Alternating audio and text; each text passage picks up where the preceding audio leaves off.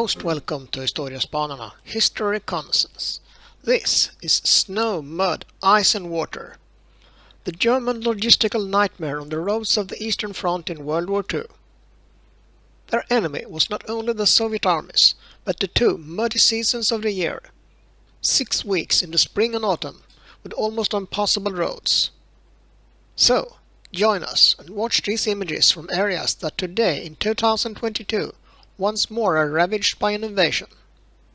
And please, like, share and subscribe. It means a lot to us.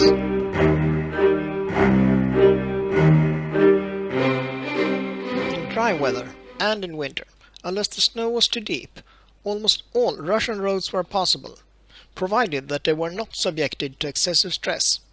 Unfortunately, such overloading did result from the truck convoys hauling heavy loads over large distances. For this reason, they were directed over improved roads.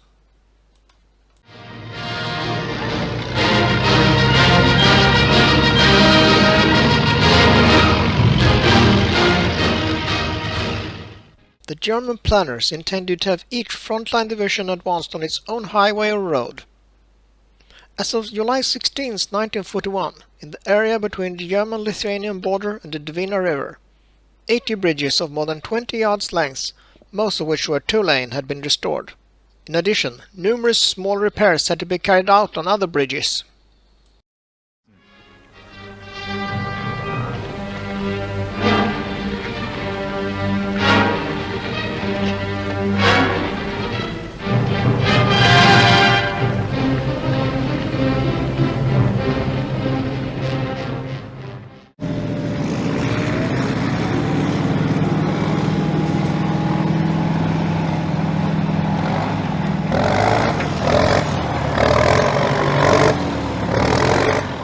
This is the Caterpillar Tractor East, or in German Raupenschlepper Ost, towing trucks in the mud. It was a fully tracked, lightweight vehicle used by the Wehrmacht in World War II. It was developed in response to the poor performance of wheeled and half-track vehicles in the mud and snow in the winter of 1941. Similar vehicles on the Allied side were the US Army's M4 artillery tractor or the Soviet STZ-5 Stalingradets. Two variants of the Raupenschlepper were built, the basic cargo carrier and a self-propelled anti-tank vehicle armed with a Pak-40 gun. Both shared the same chassis.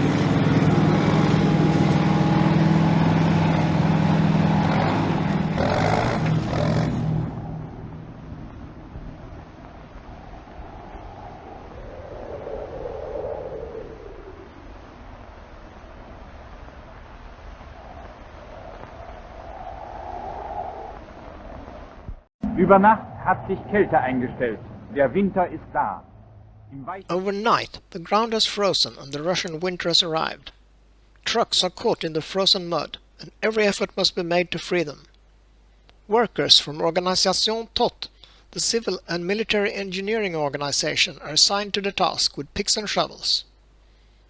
Organization Todt was responsible for a huge range of engineering projects, both in Nazi Germany and in occupied territories from France to the Soviet Union during World War II. It became notorious for using forced labor.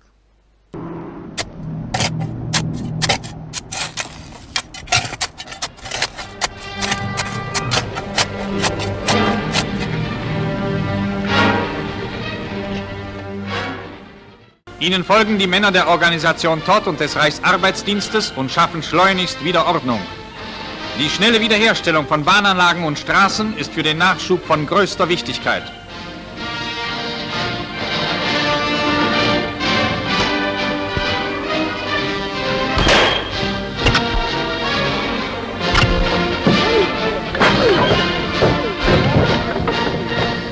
Neben den völlig ausgefahrenen und verwahrlosten Sowjetstraßen entstehen neue feste Rollbahnen.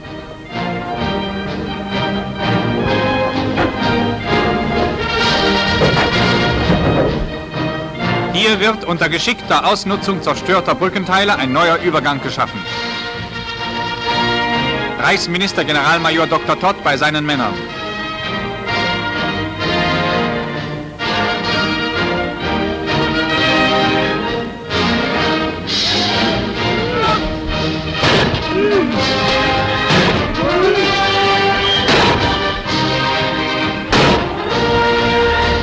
kurzer Zeit ist das Werk vollendet, die Brücke befahrbar.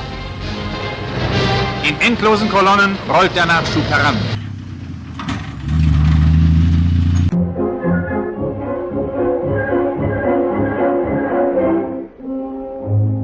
The construction gangs, especially the men of the Organization Todt, often had to perform tasks beyond human endurance. By November 1942, 440 miles of corduroy road, that's a timber trackway, had been laid and maintained east of the former border between Russia and the Baltic States. The bulk of the operation was concentrated between Volkhov and the Pskov-Leningrad highway. Some 7 million logs were cut and put into place.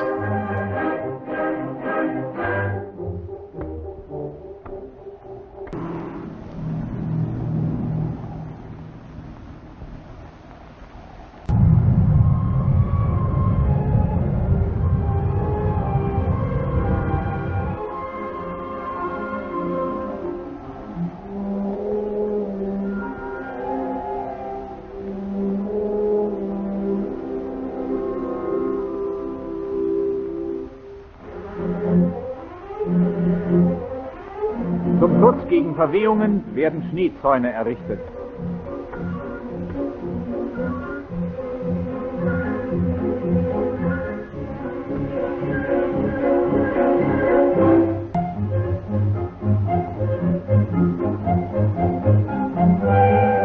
Der Soldat im Osten muss seine Waffe stets bereit haben zur Verteidigung gegen Überfälle durch Partisanen oder gegen Luftangriffe.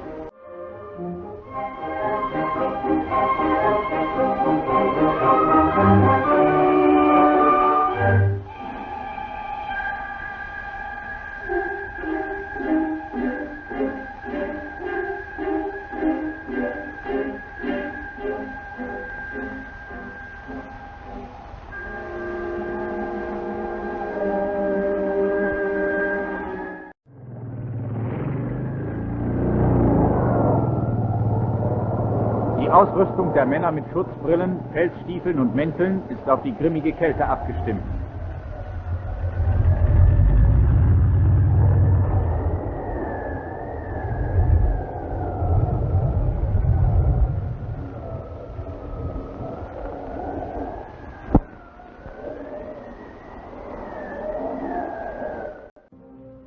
Langsam verwandeln sich dort Straßen und Wege wieder in Schlammbäche.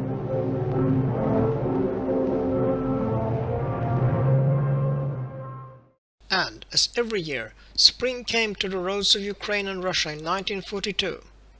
To quote the famous song, performed by German singer Lale Andersson.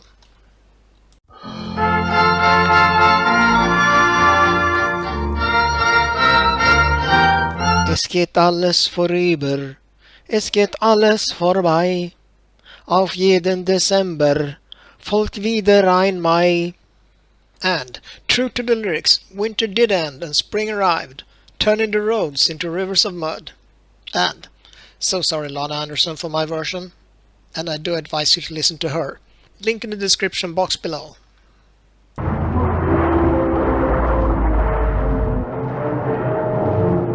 Die Fahrten der Nachschubkolonnen werden auf Straßen durchgeführt, die Flüssen gleichen. Aber vorwärts geht es trotz allem. Capacity of the Russian rail and road net underwent considerable seasonal variations. During the muddy season in the spring and autumn, a very heavy burden was placed on the railroad because most of the roads became impassable. Consequently, the capacity of the rail net had to be checked and improved in advance of these seasons, and the railheads had to be moved as close as possible to the front line.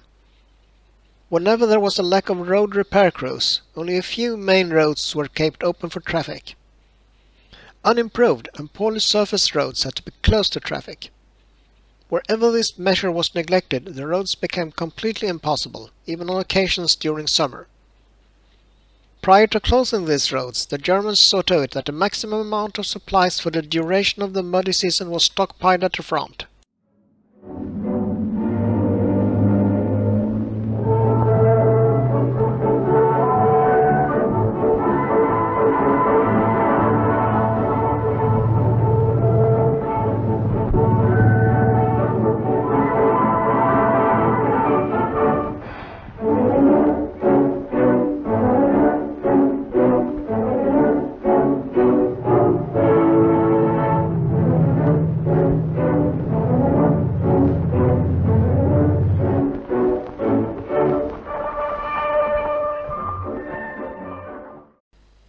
That's all, folks. Thanks for watching. Please like and subscribe.